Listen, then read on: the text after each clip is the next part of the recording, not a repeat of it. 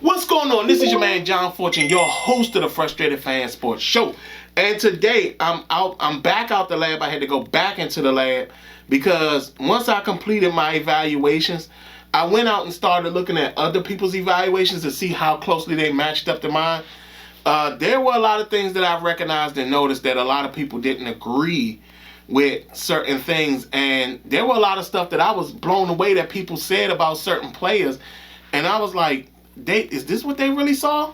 So with that being said, I'm going to start off by saying this. One, I don't think that there's any first-round quarterback in this current draft. There's nobody in this draft that, to me, makes sense or excite me. In all honesty, there's only one quarterback, in my honest opinion, that's actually going to be NFL ready. But I think he's going to fall because he's not the tallest quarterback, but I think that he's probably the best of them all, but he's still not a first-round pick. But I'm going to just go ahead and get into it. So I'm going to start off with number one. The first thing I'm going to say this is that Kirk Cignetti should be given way more credit for how good of a coach he actually is. Because, and the reason I say that is because what we're seeing with Kirk Cignetti is the fact that he was able to develop an offense very well that hid all of Fernando Mendoza's faults. He was able to do a lot of things that was really good with Fernando Mendoza, but he was able to cover up a lot of his faults. So I'm going to go into Fernando Mendoza. Fernando Mendoza does have the NFL size. He does have the arm strength for the NFL. And he also has the ability to operate with precision in an offense that's very good for him. The downside is that a lot of the flaws that Fernando Mendoza have was hidden by Kirk Cignetti, like the players that he got in the offense, the type of offense he ran, and the way he had Fernando Mendoza play in this offense. One, Fernando Mendoza does not play under center, so that's one of the areas that you can tell he's going to need a lot of work on. The other thing is that the receivers at Indiana, when you think about Becker and E.J. Williams, they're both 6'4", 6'4" and 6'5". I think they're both 6'4". And then you got Sargent or Segert, however you say it. Him and his brothers, that name is just so crazy. But anyway, he's 6'2". Then when you think about his slot receiver and Omar Cooper, he's a 6-foot slot receiver that runs great routes.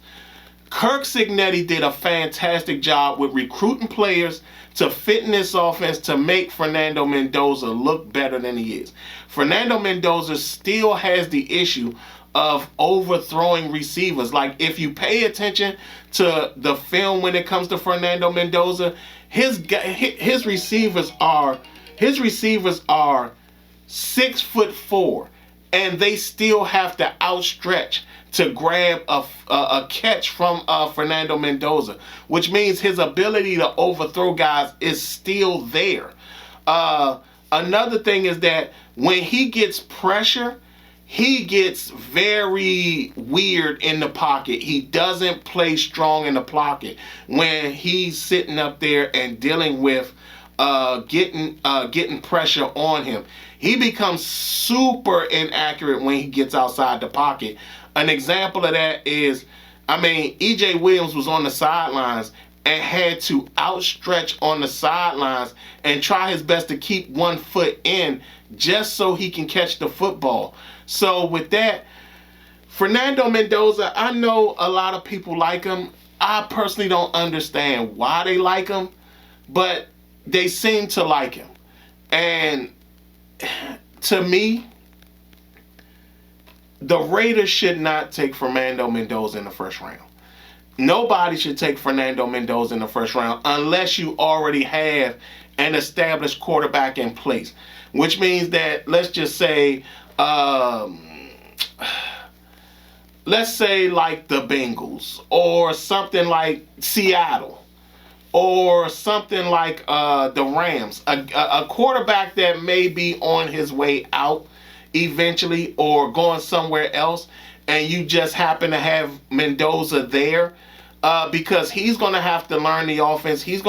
Everything is going to have to be structured to all his faults. Because if you don't, you're not going to get a great quarterback. I said this before earlier.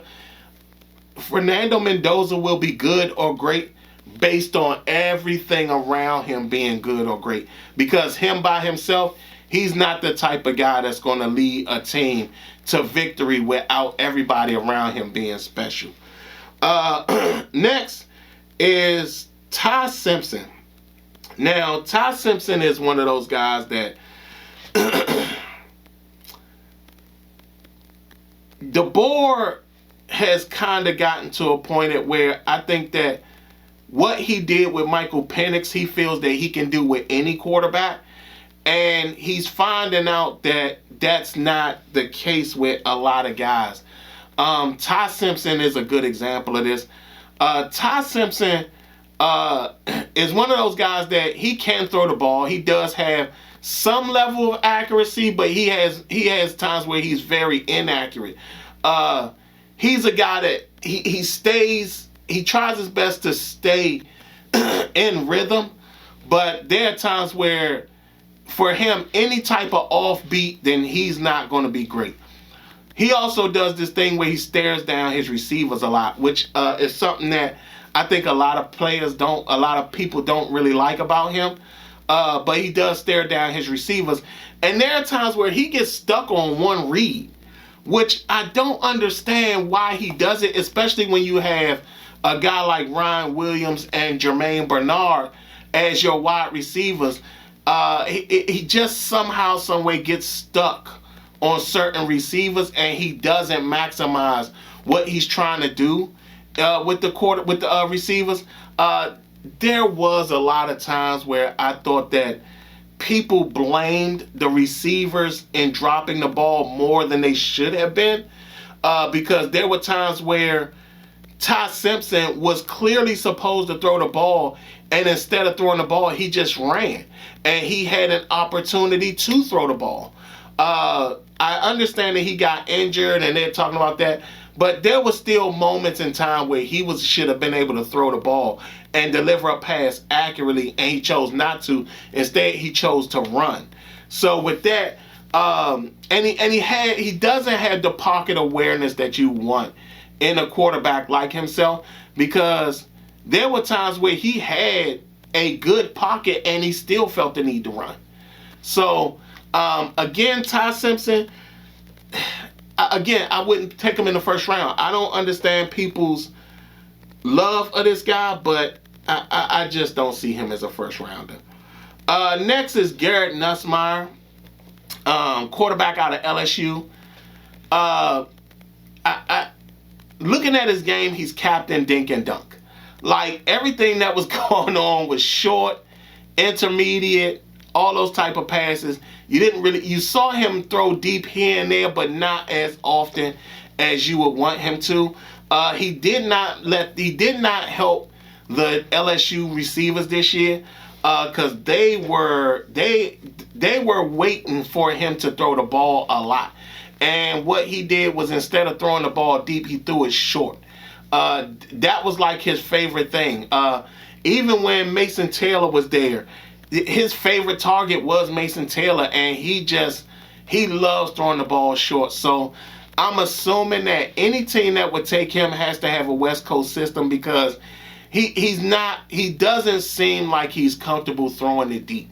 He seemed like he's more comfortable throwing short passes, and that's going to be his bread and butter in the NFL. I don't know if he's really going to be somebody who can out throw a receiver, or throw with accuracy to a receiver.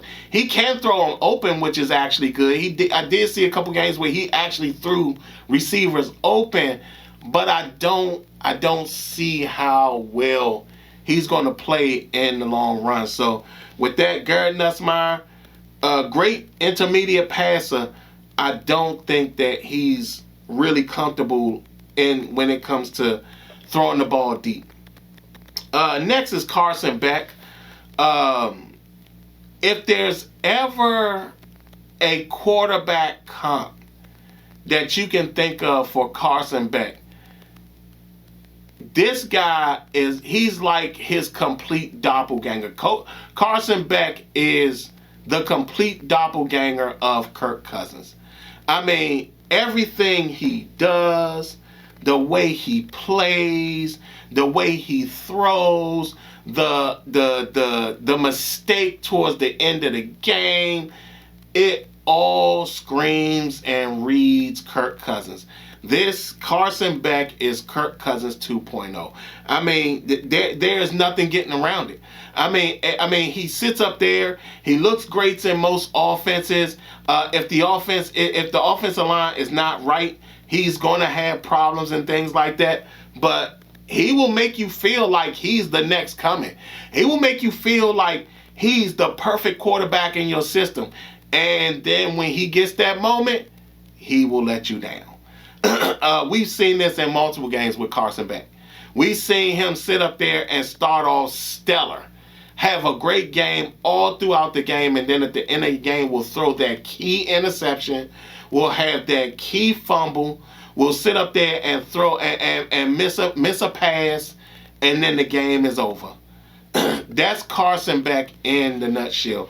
He is Kirk Cousins' doppelganger. I mean, even the way he throws the ball, he kind of has that Kirk Cousins release. Like, looking at him, I swear I thought I was looking at Kirk Cousins. I mean, everything.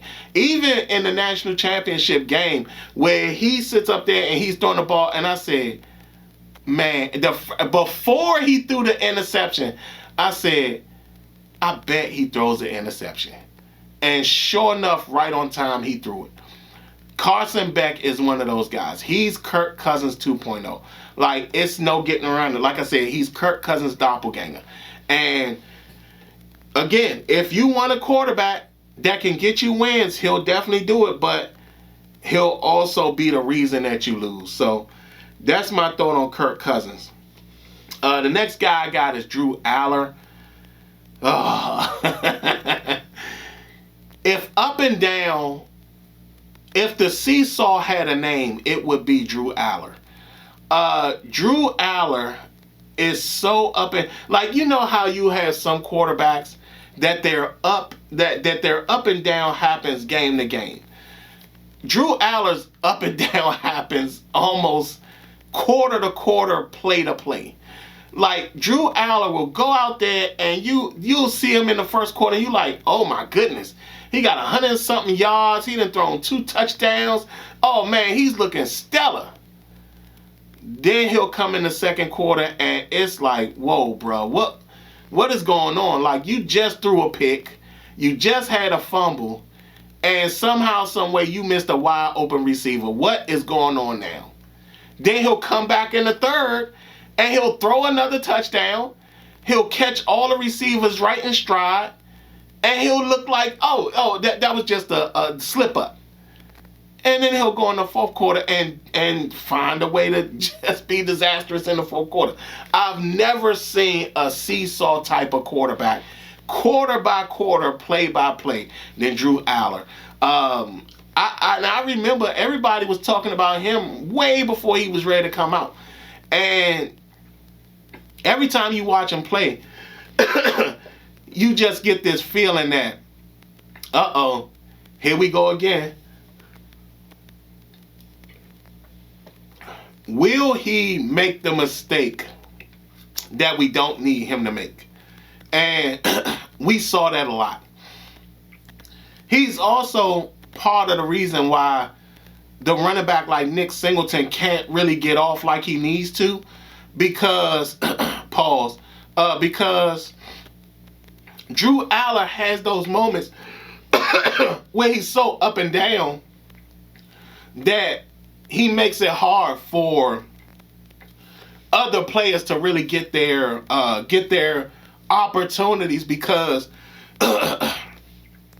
he's always involving himself in the offense, and he's, like I said, he'll have a great play and then he'll come back and have a really bad play. And when he has that bad play, it really becomes even more problematic for the team as a whole.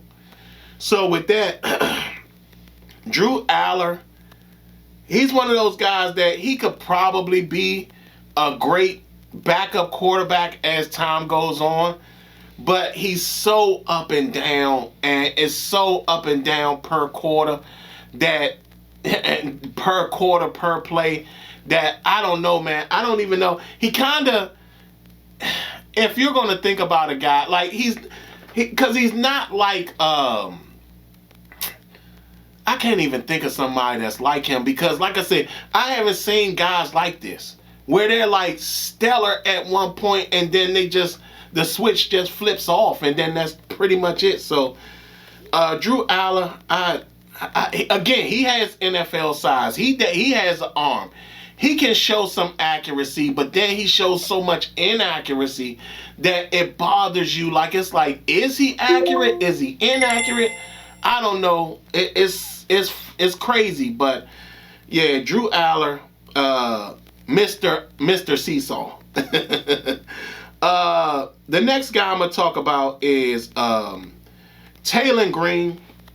I talked about him as one of the guys that people should pay attention to. Again, he's a quarterback that, for me, he's a guy that if you develop him right, he can become something super special. Like, a lot of his problems had a lot to do with him not having star players at certain positions. He only had a star running back and a star tight end. So what he needed was more receivers, but he's not accurate on the deep ball. And I think that a lot of that has to do more with his mechanics, and also has to do a lot with the offensive line he played behind. But I do think that he's a developmental guy. I think that if you develop him well, you will get a guy that is special. He can actually, when it comes to accuracy, he can actually get the ball out. And he can throw the ball, like, especially when he's on the run. When he's on the run, he's very accurate on the run. He can actually get the ball out, get to his receivers and all that. Like I said, one of the big problems that he didn't have any, like, real star players to throw the football to other than the tight end. And teams knew that. So there were a lot of times that he would have pressure in his face. And that's where a lot of his inaccuracy came from, because they knew he had no other weapons. So when he gets pressure, he becomes insanely inaccurate. And I think a lot of that is because of the fact that he's hesitant on throwing the ball, and he's too busy watching the line as he's supposed to actually be watching the receiver. I do like the fact that he's kind of mentored somewhat by Jaden Daniels, who showed him how to use the VR headset and all that. So I love the fact that he does have that component to him. But like I said, he is a guy that can be woefully inaccurate when he gets pressure in his face. And for somebody who's kind of like a dual threat quarterback, he does have this propensity to show a reluctance to want to actually get out and run. When he does run, he's fast. When he does get out there and run, he's fast. He can get out there and run past people very quickly. But the reluctance to run is what concerns me a lot. So you got the inaccuracy when he got pressure in his face, and his reluctance to run. Once those two things get out of him, I think that he'll be a great developmental quarterback. So that was Taylor Green, the quarterback out of Arkansas. My next guy is This is the guy that I feel is most NFL ready than all the rest of the quarterbacks in this draft. And that's Luke Altmaier, the quarterback out of Illinois. I like everything about his game. He does play under center. He does do a good job with getting the ball down the field. He has his moments where he does have somewhat a gunslinger-ish mentality, but even with that, he doesn't throw a lot of disastrous picks or plays. And to me, that's something that I like a lot. He will run the ball. He's one of the better dual threat guys in this draft at quarterback. In fact, I think him, Taylor Green, and Jeff Sims are probably the best dual threat guys. Even though I said Jeff Sims is the best RPO guy. Altmaier is right there. Altmaier is one of those guys that you can see him have a long-term future in the NFL as a starting quarterback. He kind of slightly reminds me of Baker Mayfield when Baker Mayfield was back at Oklahoma. Like, he really does play with that sense of urgency. He does play with that sense of, let me get the ball here and let me get the ball to my playmakers and I'm good. Not only that, he doesn't need a lot of people around him to make him better. He actually makes a lot of other people better. So he's done a very good job with that. And like I said, he's one of the few guys that I'm actually impressed with when it comes down to it. He does play under center and he plays in the shotgun too. So that means, to me, it looks like he's running more of a NFL pro style offense. And you can see that he really comes out and makes a lot of good plays and stuff like that. Some of the bad things about him is that, like I said, he has this very gunslinger mentality, and he can get, when he goes into gunslinger mode, he can get a little free with the ball. And there's a lot of times he'll try to force something into a small space, and he just can't get it in there. So there's still a thing about that makes you think that he can be something very special in the long run. But like I said again, he will drive you crazy. He will drive you crazy when he's too gunslinger. You like him when he's a contained gunslinger, but when he gets too gunslinger, that's when it becomes a problem. So, but to me, I think that of all the quarterbacks, Drew Altmaier is probably the most NFL ready. Next is Cade Klubnik. Cade Klubnik is. This was the guy I thought was going to win the Heisman Trophy because he had all the ability, even though Luke Altmaier could have probably won it as well, but he had a down season also. But Cade Klubnik, he's one of those guys that, again, unlike Drew Aller, who's the seesaw man, Cade Klubnik can have those hot and cold games. Like, he'll sit up there and, like, destroy a team like North Carolina, but struggle against a team like Miami, or struggle against a Georgia Tech. He'll have those games that you're sitting there like, oh my God, he's great. And then he'll have those games that it's like, man, what's going on with him? What's happening? Why is he missing in this game?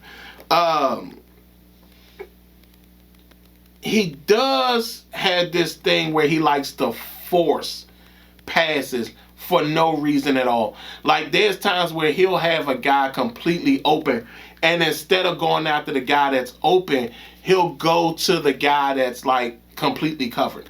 I don't know if that's a one read type of thing where he's doing this. He does seem to scan the field some, but he doesn't seem to scan it as well as he should. So there are things that in his play that kind of disappoints you, but there are things in his play that doesn't disappoint you. And like I said, he can't operate an offense. He knows what he's doing in a lot of these offenses. And I think that if he gets in the right one, put it like this, I can see Cade Klubnik excelling in a Shanahan McVay system. I can see him being really, really good in a Shanahan McVay system because he fits a lot of their profile when it comes to a quarterback. He's a guy that he can use his athleticism. He can use his arm and things like that. He will throw the ball, but he does operate a system very well. Like when you think about Kyle Shanahan and you think about Brock Purdy, that's probably the best example. Brock Purdy is very precise in Kyle Shanahan's system because he has that ability to know where to go with the ball.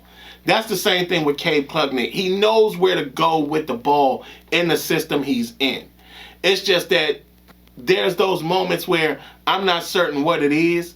It's like when he misses certain plays, it's like it just goes downhill from him from then on out, and he just struggles to stay hot. So with that, I like Cade Klubnik, but I do feel that he's another one of those guys that's going to have to be. It's going to be based on the system he's in. The next guy I'm gonna talk about is Diego Pavia.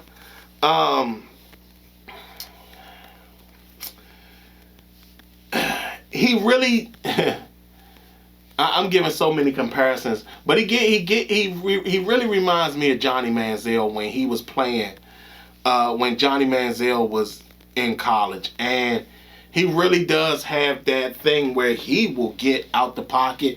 He's very accurate throwing out the pocket. He'll throw down the field, all types of things, but for him, everything is based on him not being in the pocket as much. Like his ability to get out and run to open spaces and get the ball to receivers, I think a lot of what y'all see is accuracy and what y'all see is consistency when it comes to passing the ball. I think a lot of that is wrapped up in the fact that he rarely stays in the pocket. And when he's running around, and he does a lot of running around to find the open receiver. So he extends plays a lot, a whole lot. And when he extends these plays, he does do a fantastic job of getting the ball down the field. That's without a shadow of a doubt. But he does remind me a lot of Johnny Manziel, where he got to get out of there. He got to run around. He got to go over here. He got to go over there. And he'll make a play. And it's like, wow, like that's crazy. But when people have bottled that up, he struggled. He struggled being in the pocket and actually sitting up there and going up against pressure that has found a way to like conceal him to the pocket. He doesn't do as well in comparison to when he gets to run around and maneuver all outside the field and stuff like that. So I like Danny Pavia. I like what he does.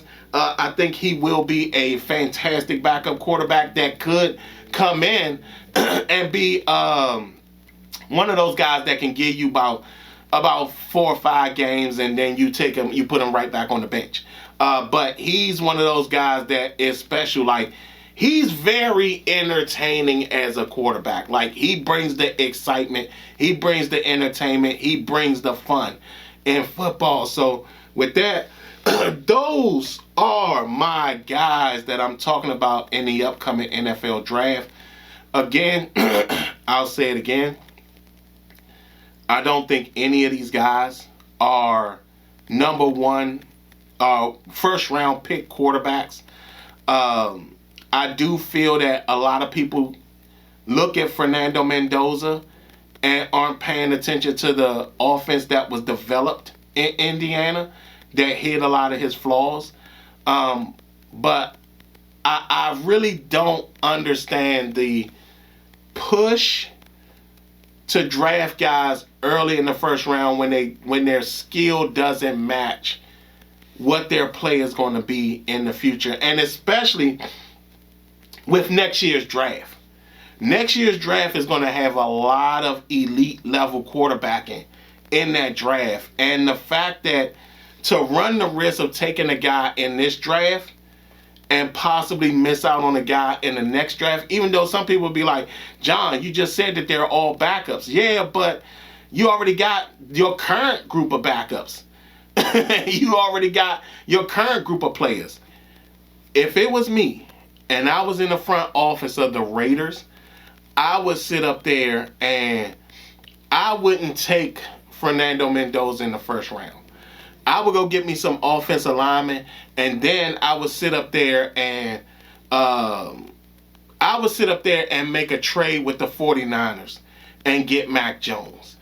I think that if the Raiders did that, especially with Mac Jones pretty much knowing Kurt Kubiak's offense that he's going to be running, I think that it would be a better fit for Mac Jones, for the Raiders to make the trade to the 49ers to go get Mac Jones and possibly have a better opportunity to draft a guy in next year's draft than to sit up there and try to force Fernando Mendoza to be the starting quarterback. Even though I know they signed Kirk Cousins, but still, it's just one of those things where I just don't understand why they want to sit up there and have Fernando Mendoza when I think that he's a long-term project.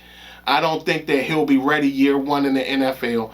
And with all the things that the Raiders is going to need in this upcoming season, I don't think you can easily destroy his confidence going into the seasons and going into the future of the NFL. And with that being said, y'all tell me what y'all think. Like, comment, and subscribe. Tell me what y'all think in the comments. How do y'all feel about my quarterback evaluations? Do y'all feel that I got it wrong with Fernando Mendoza? Are some of y'all going to go back to the film and look at the offense very deeply and pay attention to what Fernando Mendoza is really doing in that offense and how Kirk Cignetti built that offense for him? Y'all tell me in the comments below. Other than that, this has been your man John Fortune, and it's been the Frustrated Fan Sports Show.